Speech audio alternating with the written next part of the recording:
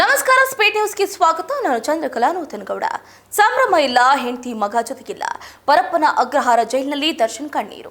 Wedding anniversary ದಿನ Vijayalakshmi ಭಾವುಕ post. ಎಂತೆಂದು ಜೊತೆ ಇರುವ ಪ್ರೀತಿಯ ಭಾಷೆ.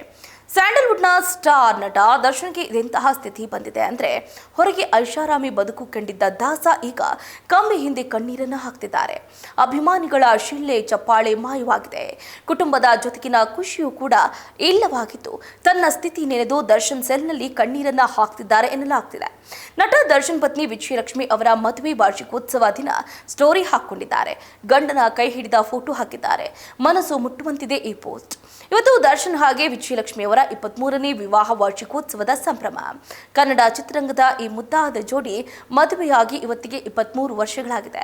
ಇವರು ವಿನೀಶ್ಗೆ ಪೋಷಕರಾಗಿದ್ದಾರೆ. ಆದರೆ ಈ ವರ್ಷ ಮದುವೆ ವಾರ್ಷಿಕೋತ್ಸವ ಆಚರಿಸುವುದಕ್ಕೆ ಇಬ್ಬರು ಜೊತೆಗಿಲ್ಲ. ದರ್ಶನ್ ಜೈಲಿನಲ್ಲಿದ್ದಾರೆ.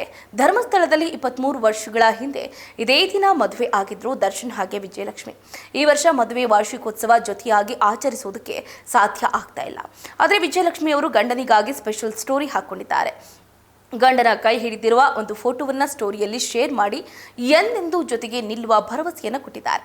ಅವರೇನು ವಿಶ್ ಮಾಡಿದ್ದಾರೆ ನೋಡೋಣ. ನೋಡಿ, ಪ್ರತಿ ಬಿರುಗಾಳಿ, ಪ್ರತಿ ಮೌನದಲ್ಲೂ ಕೂಡ ನಾನು ನಿನ್ನ ಕೈ ಹಿಡಿತೀನಿ. ಸಂದರ್ಭಗಳು ನಮ್ಮನ್ನ ದೂರ ಮಾಡೋದಕ್ಕೆ ಎಷ್ಟೇ ಪ್ರಯತ್ನ ಮಾಡಿದ್ರೂ ನನ್ನ ಹೃದಯ ಯಾವಾಗಲೂ ನಿನ್ನನ್ನೇ ಆರಿಸುತ್ತೆ. ನಿನಗೆ ವಿರುದ್ಧವಾಗಿ ಜಗತ್ತೇ ನಿಂತರೂ ನಾನು ನಿನ್ನ ಜೊತೆಗೆ ಇರ್ತೀನಿ. ಏನೇ ಬರಲಿ, ಏನೇ ಹೋಗ್ಲಿ, ನಿನ್ನನ್ನ ನಾನು ಕೈ ಬಿಡೋದಿಲ್ಲ ಅಂತ ವಿಜಯಲಕ್ಷ್ಮಿ ಪೋಸ್ಟ್ ಅನ್ನು ಮಾಡಿದ್ದಾರೆ. ಈಗಾಗಲೇ ವಿಜಯಲಕ್ಷ್ಮಿ ಅವರು ದರ್ಶನ್ ಅವರನ್ನ ಭೇಟಿ ಮಾಡಿದ್ದಾರೆ. ನಿನ್ನೆಯಷ್ಟೇ ವಿಜಯಲಕ್ಷ್ಮಿ ಅವರು ದರ್ಶನ್ ಅವರ ಭೇಟಿಗೆ ಅನುಮತಿಯನ್ನು ಕೂಡ ಪಡ್ಕೊಂಡಿದ್ರು.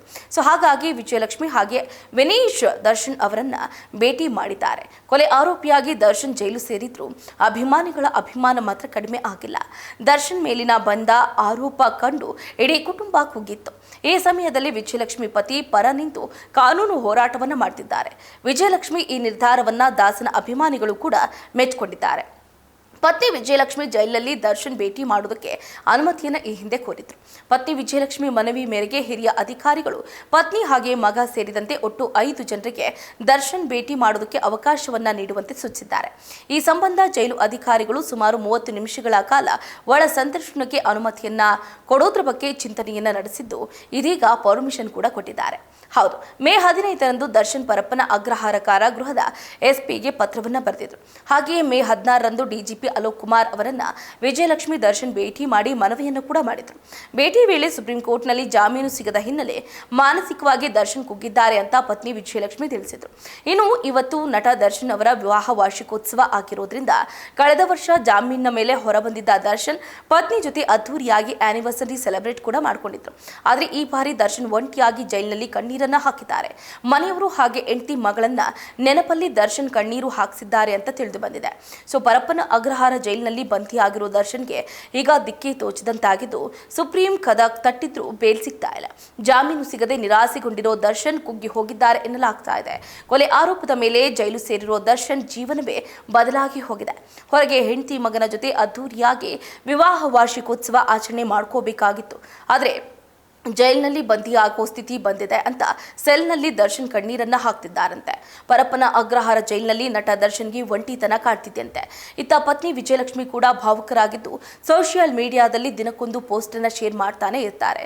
ಗಂಡನ ಕೈ ಹಿಡಿದಿರುವ ಒಂದು ಫೋಟೋವನ್ನ ಸ್ಟೋರಿಯಲ್ಲಿ ಶೇರ್ ಮಾಡಿದ ವಿಜಯಲಕ್ಷ್ಮಿ, ಏನೇ ಆದ್ರೂ ನಿನ್ನ ಜೊತೆಗೆ ನಿಲ್ತೀನಿ ಅಂದಿದ್ದಾರೆ. ಜೈಲಿನಲ್ಲಿರೋ ಆರೋಪಿ ದರ್ಶನ್ ಲೈಫ್ ಸ್ಟೈಲ್ ಹೇಗಿದೆ ಗೊತ್ತಾ? ದರ್ಶನ್ ಬ್ಯಾರಕ್ನಲ್ಲಿ ಕಾರ್ಪೆಟ್, ಕಂಬಳಿ, ಬೆಡ್ಶೀಟ್, ಸ್ಟೀಲ್ ತಟ್ಟೆ, ಕಪ್ಪು, ಬೌಲ್ ಮತ್ತು ಗ್ಲಾಸ್ ಸೌಲಭ್ಯ ಕೊಡಲಾಗಿದೆ. ಕೋರ್ಟ್ ಆದೇಶದಂತೆ ಕಂಬಳಿ ವ್ಯವಸ್ಥೆ ಕೂಡ ಮಾಡಲಾಗಿದೆ. ದರ್ಶನ್ ಇರುವ ಬ್ಯಾರಕ್ನಲ್ಲಿ 24 ಗಂಟೆ ಭದ್ರತೆ ವಹಿಸಲಾಗಿದ್ದು, ಹಗಲು ವೇಳೆ ಒಬ್ಬ ಸಹಾಯಕ ಜೈಲರ್ ಹಾಗೆ ಒಬ್ಬ ವಾರ್ಡರ್, ರಾತ್ರಿ ವೇಳೆ ಇಬ್ಬರು ಹೆಡ್ ವಾರ್ಡರ್ಗಳನ್ನ ನಿಯೋಜನೆ ಮಾಡಲಾಗಿದೆ.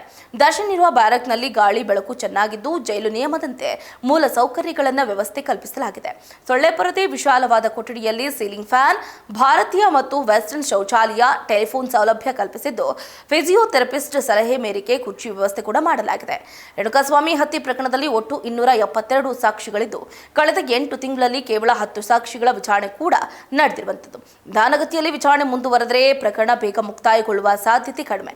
ಇನ್ನು 1 ವರ್ಷ ದರ್ಶನ್ಗೆ ಜೈಲೇ ಗತಿ ಆಗಿದ್ದು, ನಂತರವೇ ಜಾಮೀನು ಅರ್ಜಿ ವಿಚಾರಣೆ ನಡೆಯುವ ಸಾಧ್ಯತೆ ಇದೆ. ನಟ ದರ್ಶನ್ ಜೈಲು ಸೇರಿದ ಬಳಿಕ ಆಗಸ್ಟ್ 2025ರಿಂದ 2026 ಮೇ 15ರವರೆಗೆ ಸುಮಾರು 70 ಬಾರಿ ಕುಟುಂಬಸ್ಥರು 28 ಬಾರಿ ವಕೀಲರನ್ನ ಭೇಟಿ ಮಾಡಿದ್ದಾರೆ. ಇದರೊಂದಿಗೆ ಜೈಲಿನಿಂದ 73 ಬಾರಿ ಫೋನ್ ಕಾಲ್ ಮಾಡಿದ್ದಾರೆ ಅಂತ ವರದಿಯಾಗಿದೆ. ಏನೇ ಆಗಿರಬಹುದು, ಇವತ್ತು 23ನೇ ವರ್ಷದ ಸಂಭ್ರಮಾಚರಣೆ ಅಂದರೆ ವಿವಾಹ ವಾರ್ಷಿಕೋತ್ಸವದ ಸಂಭ್ರಮದಲ್ಲಿ ಇತ್ತ ವಿಜಯಲಕ್ಷ್ಮಿ ಹಾಗೆ ವಿನೇಶ್ ಸೇರಿದಂತೆ ಹಲವರು ಅಂದರೆ 5 ಜನರಿಗೆ ಪರ್ಮಿಷನ್ ನೀಡಿದ್ದು ಈಗಾಗಲೇ ಪರಪ್ಪನ ಅಗ್ರಹಾರ ಜೈಲಿಗೆ ತೆರಳಿರುವ ವಿಜಯಲಕ್ಷ್ಮಿ ಅಂಡ್ ಮಗ ವಿನೇಶ್ ಹಣ್ಣು ಸೇರಿದಂತೆ ಒಂದಷ್ಟು ಅಂದರೆ ದರ್ಶನ್ ಅವರಿಗೆ ಬೇಕಾಗಿರುವಂತಹ ತಿನಿಸುಗಳನ್ನು ಕೂಡ ತೆಗೆದುಕೊಂಡು ಹೋಗಿ ಒಂದಷ್ಟು ಕುಶಲೋಪರಿ ವಿಚಾರಿಸಿದ್ದಾರೆ ಅನ್ನುವಂತಹ ಮಾಹಿತಿಯು ಕೂಡ ಲಭ್ಯ ಆಗಿರುವಂತದ್ದು. ಇದಾಗಿತ್ತು ಇವರಿಗಿನ ಅಪ್ಡೇಟ್. ನೋಡ್ತಾ ಇರಿ ಸ್ಪೀಡ್ ನ್ಯೂಸ್, ಸುದ್ದಿ ನಿಮ್ಮದು, ವೇಗ ನಮ್ಮದು.